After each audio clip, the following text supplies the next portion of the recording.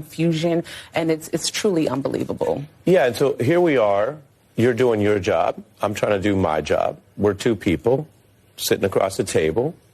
We know the cameras are on. We know people can watch it. People can see the whole interview. They see a clip on the internet. So I want to keep it real and ask you in that spirit, is there something about you that is so threatening or scary to them? Not that I thought. I mean, I am a young African-American woman from the city of Newark. I love serving people. I don't find myself to be intimidating or dangerous or any of those things that the Justice Department have been saying about me.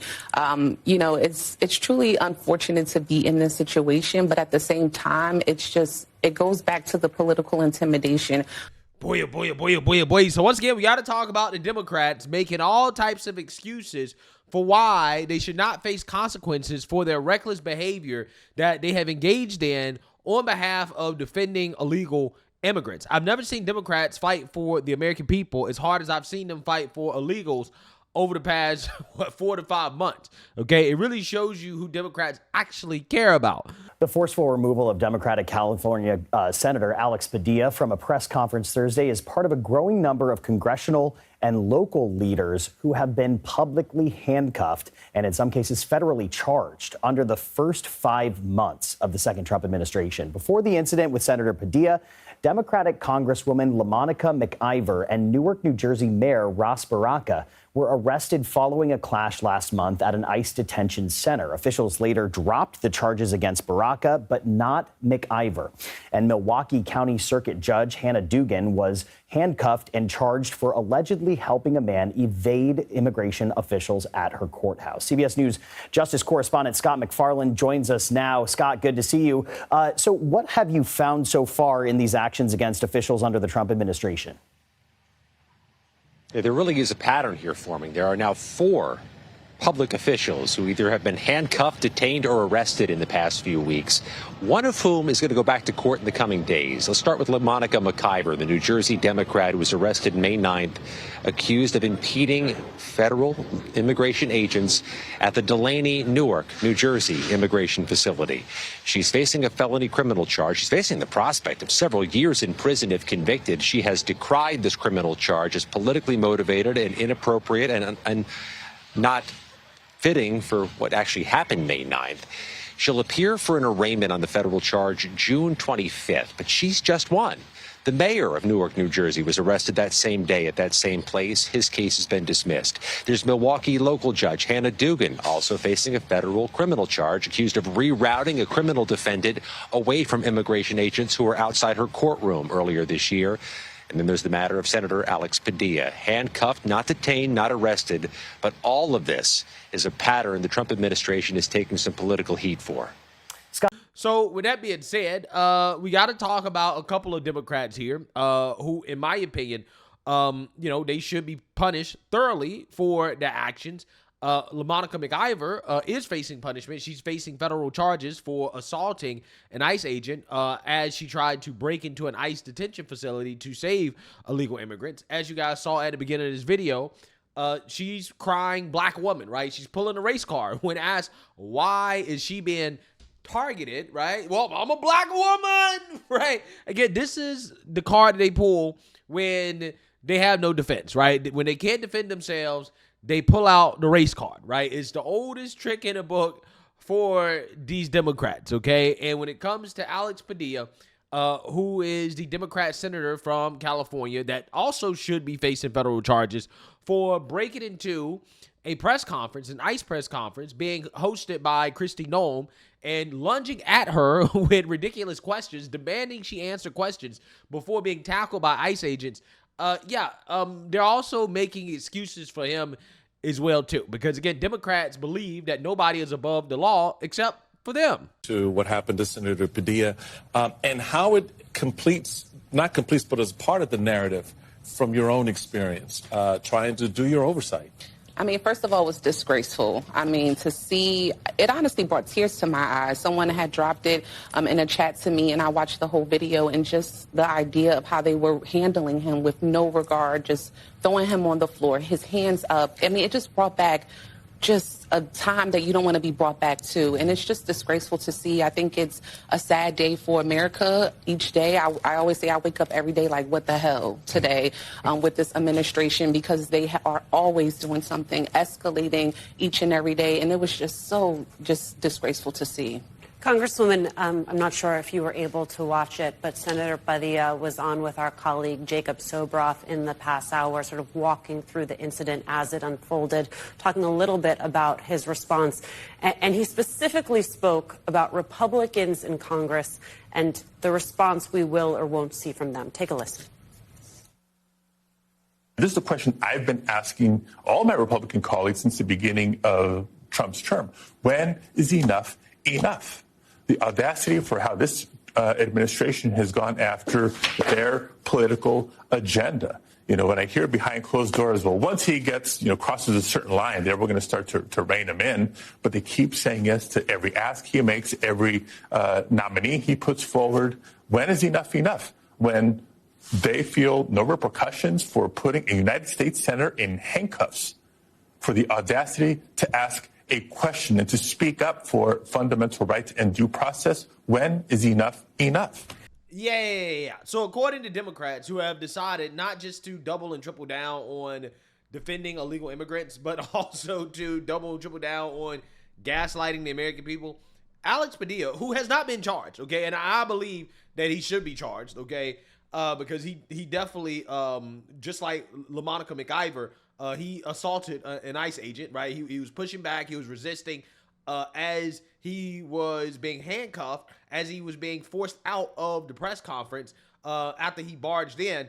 He's saying that, no, I didn't get handcuffed because I barged into a press conference I was not invited to, like a lunatic, demanding that Kristi Noem answer questions right now. Nobody knows who I am, what type of threat I could be, or anything like that. And again, resisting ICE or the federal officers there. No. It wasn't that, right? I got handcuffed because I was asking questions, right? I got handcuffed for asking questions. That is the narrative that Democrats are putting out there. Like we can't see the video, okay? The dude did not get handcuffed for asking questions, right? That's not what happened. He got handcuffed because he barged into a press conference with a secretary, a Trump official. Nobody knew who he was, and he was acting like a lunatic, right? That's why he was handcuffed, okay? He was resisting. That's why he got handcuffed. But again, according to this guy, he's some type of victim, and he wants you to feel bad for him because of what happened. Again, he's not even facing charges that he should be facing, but again, he's trying to pretend like he's a victim. I don't know about this guy, but I really think that it is unwise to continue to try to make this some type of issue, especially considering how I think he's getting off way too easy. He definitely should be facing some charges. So let's get into this. Here with me now is Senator Alex Padilla of California. Thank you so much for being here. Thank you, Dana. I've watched various versions of that moment several times. I was never able to hear what you initially said.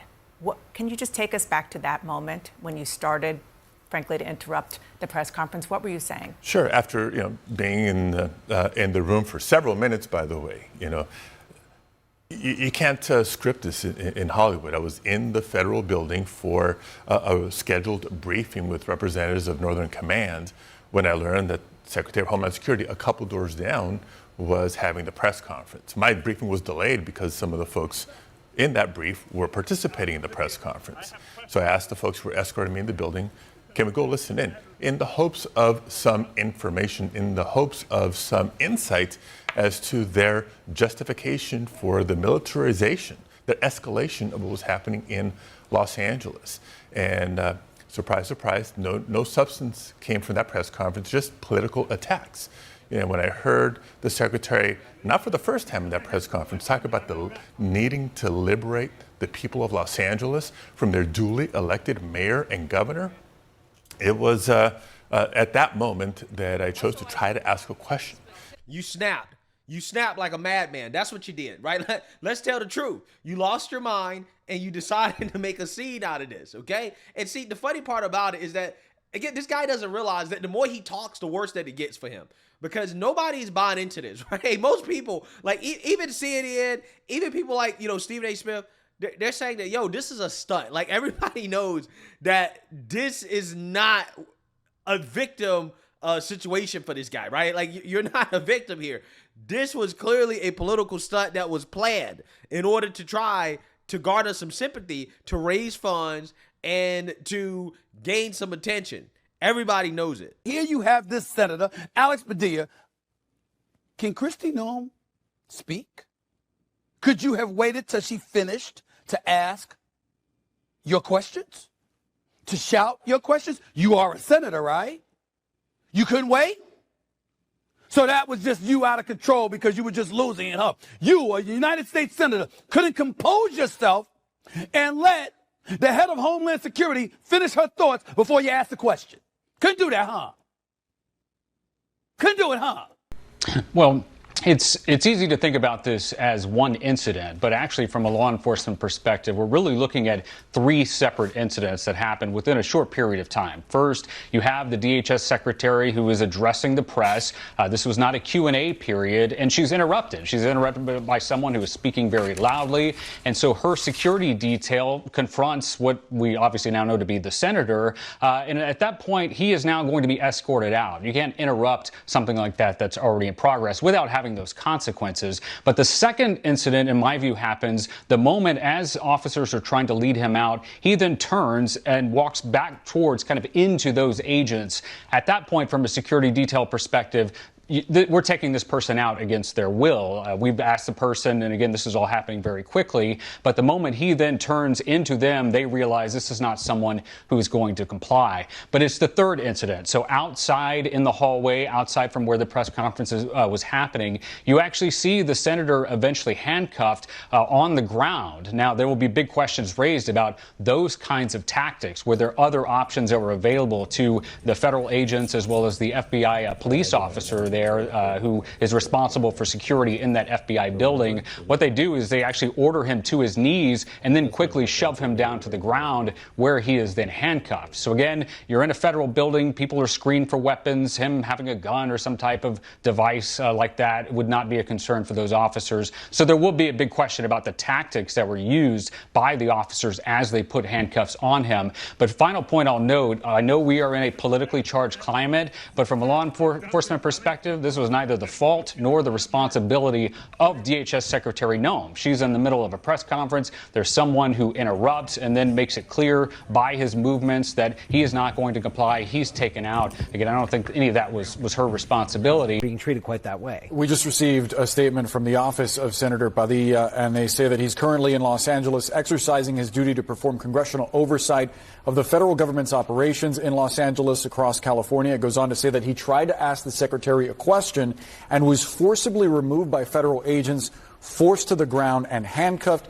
He is not currently detained, and we are working to get additional information. David, over and over, we've heard from voters in different parts of the country talking about how they want to see Democrats confront the administration on some of these issues like immigration. I mean, it gets handsy, but Padilla was trying to make a statement there. There's no doubt about it. I mean, she was holding a press conference and doing a press statement. He's not a member of the press. It wasn't like a hearing where it was an open forum for senators to ask a question. He clearly showed up to a public event to create a moment and do what you're saying, sort of show his constituents, not just Democrats, but that he's fighting from his perspective. Again, I think the question is, was this the appropriate response of how it got dealt with in that moment and how that plays? Yeah, so basically any honest actor looking at this situation knows that this guy is not a victim, right? Everybody knows that this was a political stunt that essentially backfired on him because he didn't think that he would find out, right? Like he did, okay? But again, this is not a good look. And this dude trying to play victim is just silly, okay? Because he's not a victim. You're a sitting senator and you're basically admitting that you lost your mind. You lost your mind during a press conference and you decided to lash out at the secretary when you were not in a position whatsoever to be asking questions. You couldn't wait. You couldn't exercise some patience, some decorum. Yeah, this is not the type of behavior that a sitting senator should be proud of.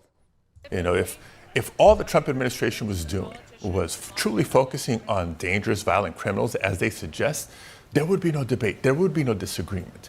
But we've seen story after story after story of hardworking women and men, maybe undocumented, but otherwise law-abiding, good people being subject to the terror that this immigration enforcement operations is subjecting the people to.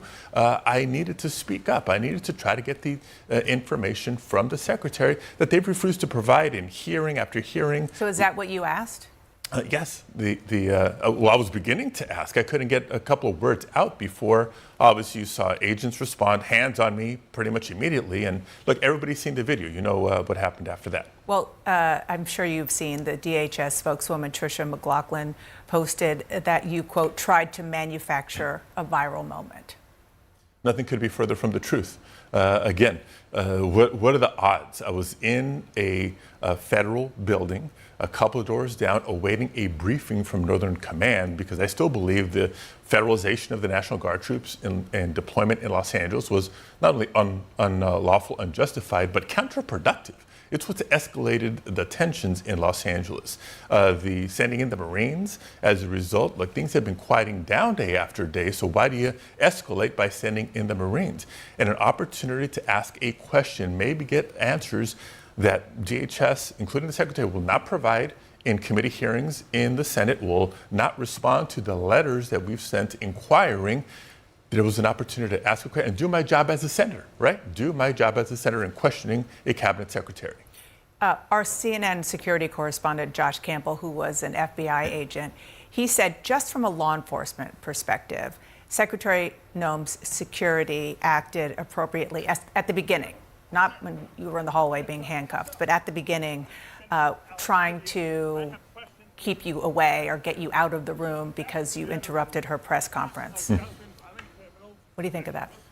If that's how they treat a senator trying to ask a question, here's one of my big takeaways. Then again, this is Democrats basically saying, yeah, we're above the law. I'm a senator. I'm a senator. This guy keeps talking about how he's a senator. I don't give a damn. I don't give a flying flip about you being a senator. That doesn't mean a damn thing. They didn't know that when you barged in. They didn't know that.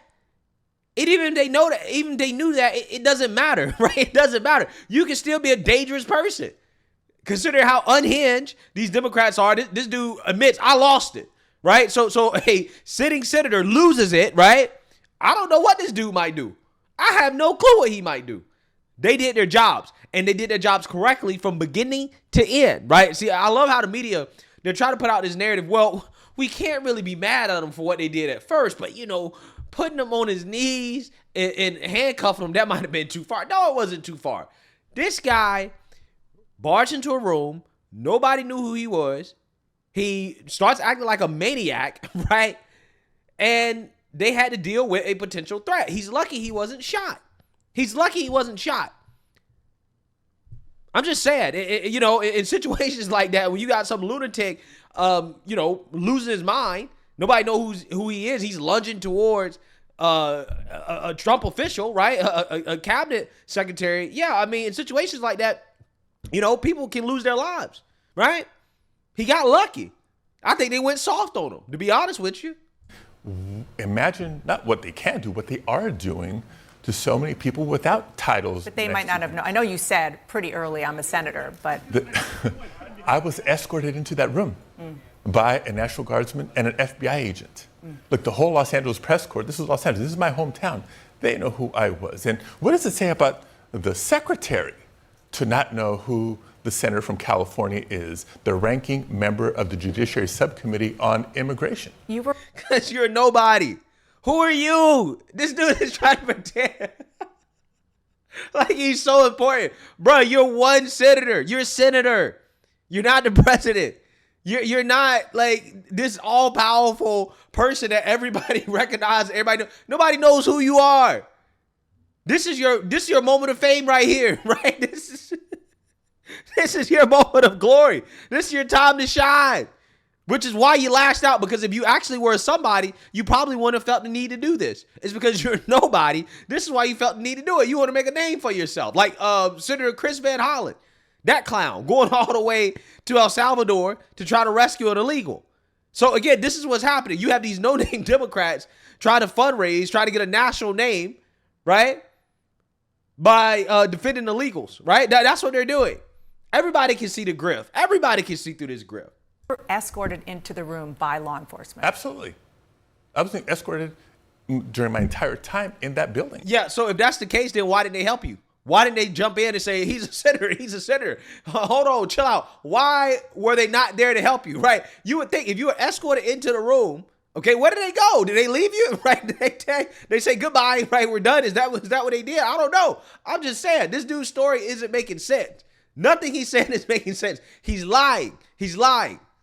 He's a maniac. He lost his mind. He tried to make a scene. He wanted to have a viral moment, and he didn't think that it would end up like that. Now he wants to play victim. From showing up in the building, going through security screening, escorted by an FBI agent and National Guards member to the conference room where I was awaiting a briefing. They're the ones I requested, well, if we're waiting, can we go listen in on the press conference? They escorted me over to the press conference. They opened the door for me, and they stood next to me while I was listening for the entire time. And then, of course, once I was forcibly removed and handcuffed. Several of your fellow... Okay, so again, why did they help you? Why did they help you? Why didn't they come to your aid, right? Again, I'm trying to figure out if this dude is so innocent and everybody knew who he was and this is so wrong and he's a big victim. Why did it law enforcement? This dude claimed he was escorted in with law enforcement. Why didn't they help you? Why did they come in and say, hey, hold on, this is a senator. Stop, you know? This dude is such a liar, man. He's such a liar. Fellow Democrats say that Secretary Noem should resign. Is that where you are? Look, that's maybe not my focus right now, but I do think there's some serious questions. How does the cabinet secretary not know the senator from California when she steps foot into Los Angeles? She came through the Senate for confirmation at one point. And certainly, how does the Secretary of Homeland Security not know how to de-escalate a situation? It's because she can't or because they don't want to. And it sets the tone. Donald Trump and Secretary Noem have set the tone for the Department of Homeland Security and the entire administration in terms of escalation and extreme enforcement actions. One last question. Your Democratic colleague, Senator Brian Schatz, he was defending your actions on the Senate floor. It was a pretty emotional speech. He said the way you were treated is something we see in dictatorships, that in a democracy you are allowed to be disrespectful and disruptive. I know you said that was kind of an organic moment, but do you think more Democrats should be, in his words, disrespectful and disruptive? I wasn't trying to be disrespectful or disruptive, and I don't think I was. I was simply asking a question. Just as the members of the press corps ask questions, members of the Congress, members of the Senate ask questions to do our job to hold the administration accountable. Wow. This guy really believes that the secretary should have known who he was immediately, right? She's focused on giving out the details of what is happening in Los Angeles during the press conference. And this dude really believes that she should have stopped what she was doing to address this dude, right? Just because he's a senator. These Democrats, they're so full of themselves. Oh, we're doing oversight. Okay, keep using that excuse. That's not how oversight works. Oversight doesn't mean you get to just barge up in it anywhere you want and demand that people give over information. That's not what oversight means. Okay, there's steps that you need to take. If you want to ask questions, there's steps that you need to take to set up meetings with the cabinet secretary, right? But I guarantee you this dude has not actually tried to set up any meetings with these Trump officials. He hasn't actually tried to sit down and talk with the officials to learn what's going on. They don't try to do that. They don't try at all. They don't care. They're trying to go viral. They're trying to make it seem like they're fighting, that they're doing something, because they're powerless. They're powerless. So they lash out because they have no power. They try to make it seem like they're doing something and trying to appeal to the radical lunatics in their base. And that's exactly what happened in this situation. This dude ain't fooling nobody. He might be fooling Dana Bash, but he ain't fooling me. And I don't think he's fooling the American people. But let me know what you guys think. Make sure you like, comment, and subscribe. Most importantly, share a Black conservative perspective. Peace.